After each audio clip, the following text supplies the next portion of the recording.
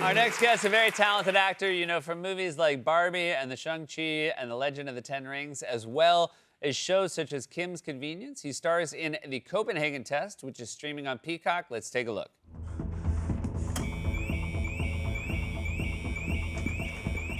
Yeah, I'm coming.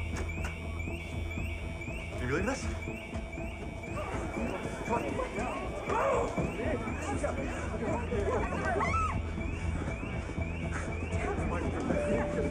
Get in. Get down! Please welcome to the show, Simu Liu, everybody.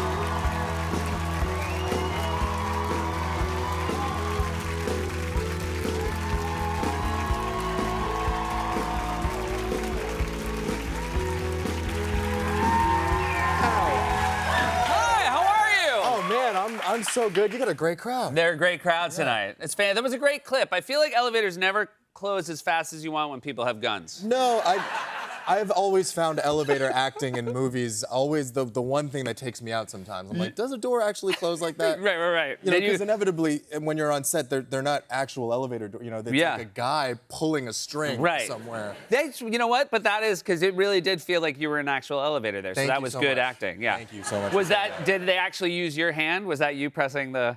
I think it was. Yeah. I think it was. Oh, I do all my own hand stunts. Yeah. It's pretty- You do all your own elevator work. Exactly. You, congratulations, because this is the #1 show on Peacock right Thank now. you so much, And you're not yeah. just one of the stars; you also executive produced it. So that's a Yes. little bit more of a burden, right? Because you don't just like go home at the end of the day. Yeah. You know, for I think a lot of actors that are working in Hollywood, they just crave the two things that they crave are agency and yeah, I guess just a little bit more control over the characters. And I think being a producer really gives you an opportunity to do that. You get to sit in on creative meetings. You get to I was in the writers' room, and so I just got to look at so many things beyond just the character, and I thought that would be a really fulfilling experience, and it was up until it was like maybe 2 or 3 weeks before the release of the show, and then I just went into a full-blown panic of like, what have I done? Yeah. Like, have I just made this whole thing worse by like opening my stupid dumb mouth Right. and trying to share these ideas? Like, I'm not qualified. You know, I started to have all these thoughts in my head, and Right. especially, I mean, it's so great now that we're meeting post like the Yeah, show of course. coming out and doing. Because nothing would be pretty worse, well. you're right, than like if it was bad and people are like, don't blame yourself, you're just an actor. Yeah, and you're you're just like, an actor. actually. I have no one else to. Yeah, blame. you're like, actually, I was also made a lot of the I did decisions. yeah. No, it was all. I all was the me. one who said, let's use my real hand in the elevator. Yeah. I insisted Yeah. on it. I was like, it's gotta be. You play, I love the spy genre, but I don't know if I've ever seen a spy show. You play a spy whose brain gets hacked. Yes. That's a very nice new move. Congratulations. Yeah. Oh, Yeah. thank you so much. Thank you. Are you also a fan of the genre? Do you like spy stuff? I love it, and Thomas and Jen, my co-showrunners, we were all kind of just geeking out about just all of the the influences that we wanted in the show, and there's a lot of Bond there, there's a lot of Bourne, a lot of John le Carré, like Yeah. that kind of mid-century aesthetic. We had a lot in this kind of fictional organization that we work at called the Orphanage. Yeah, it was really cool. We got to incorporate a lot, and it was just like a lot of fun to get to play a character that, I guess I didn't see myself a lot in growing up. Yeah, right. There were a lot of Asian people in spy movies, but they typically tended to be the bad guy. Yeah. So it's really cool that an Asian American guy gets to be the spy. Yeah. And thank you so much.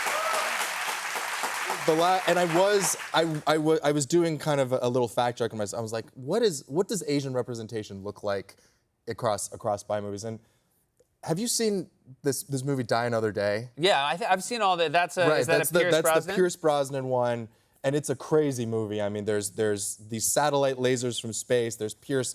This isn't one of your grounded Bond movies. No, Yeah. not one of the like gritty ones.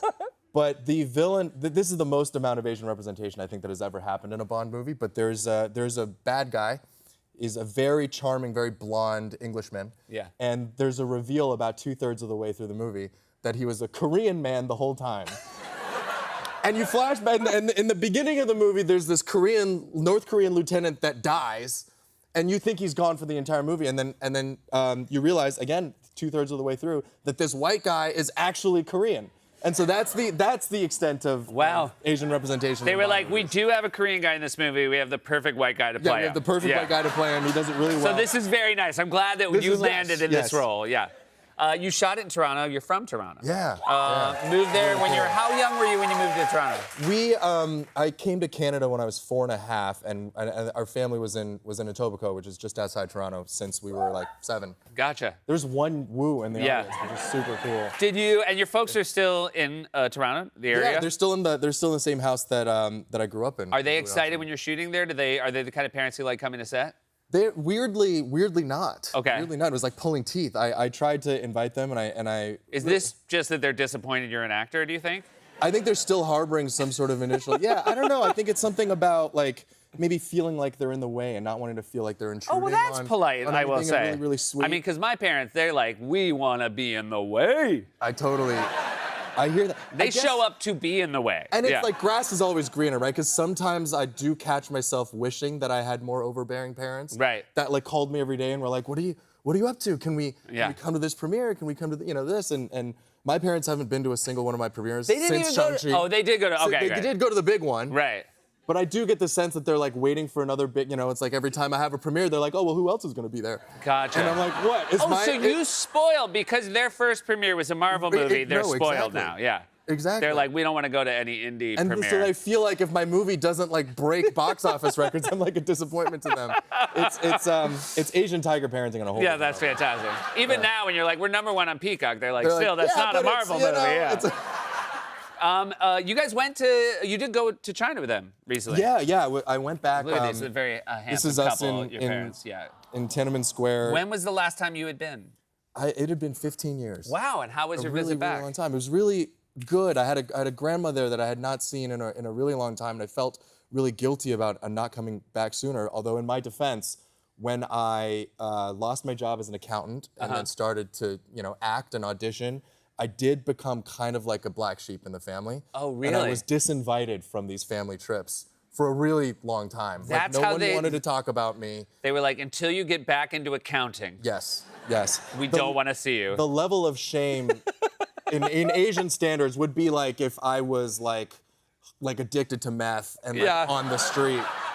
The same. I'm trying to Yeah, level yeah. set for you guys what it was like in our household. It was bad. Yeah. And so yeah, I was not invited for a long time, and then all of a sudden I got busy, so I couldn't. I didn't have time to go back. But this year I was like, I have to do it, and it was the best time. And in China, are you approached? I mean, again, you've been in international stuff. Are people very excited to see you? I weirdly was expecting not. Yeah. Just, because for whatever reason, our Marvel movie never came out in China. And so I really just thought that nobody would care. But no, I snapped a photo outside my hotel room because I really loved the view. And like 2 days, and I forgot that, the population of China is like, there's over 1 billion people there. But the next day in my hotel lobby, there were like 40 people waiting for me. And it was, it was really overwhelming and also kind of sweet. And my parents were absolutely no help Yeah. at all. They were like, this wouldn't have happened if you just yeah, kept yeah. bearn an accountant. Yeah, exactly. Learn your lesson. Take your medicine. You didn't have to do this. You're also, this is very exciting for those of us in New York. You're about to be on Broadway, making your Yeah. Broadway debut. Oh, Mary. You're going to be Mary's teacher in Oh, Mary. It's still surreal. We were talking backstage. I mean, this is this is a seminal show. I can't Yeah. believe I was lucky enough to see it when it first started. It is now, there's been many iterations. Everybody who goes to see Yeah. any cast says Yeah, it yeah. holds up. It's fantastic. Did it take much convincing to get you to agree to do this? No, I think Kevin Lynn, who's my agent at CAA, and I had been plotting this kind of foray into Broadway for a really long time, and we've just kind of been waiting for what felt like the right, we always believed that the right moment would reveal itself, and sometimes it doesn't, but he texted me about O'Mary, and I was like, oh my God, I would love to. I went and I saw the show back in October, and I actually auditioned for it, which I'm gonna sound like the most privileged guy on earth, but like I haven't auditioned in a while. This is the first thing I'd auditioned for in a minute and a half, but I got to do. I did the thing. I went to in this building in Midtown where I feel like all the Broadway actors audition, and I got to go into this room, this little tiny camcorder, and worked with the director Sam Pinkleton, and then got the part, and it was great because Kumail Nanjiani is a really Yeah. good friend of mine, and he was one of the first people that I called, and I was like, I know you did the show back in the fall. How do you feel? And he basically, he just had such an overwhelmingly positive review of the whole experience, and he was like, you have to do it. I think that's really special that you audition because it does, get you out of that imposter syndrome of like, Yeah. oh, they're just giving me the part. No, totally. Like that you actually auditioned and got it. Yeah, I think yeah. that's such a cool thing No, to have thank done. you. Thank you so much. And John Cameron Mitchell's going to be doing it with you. He's a legend. God, And yes. I just Gonna can't be on wait. Mary. I cannot wait. Thanks for being here. What a pleasure to Thank have you you on so the much. show. You guys, we'll see you, everybody, the Copenhagen Test. We'll stream it on Peacock. We'll be right back.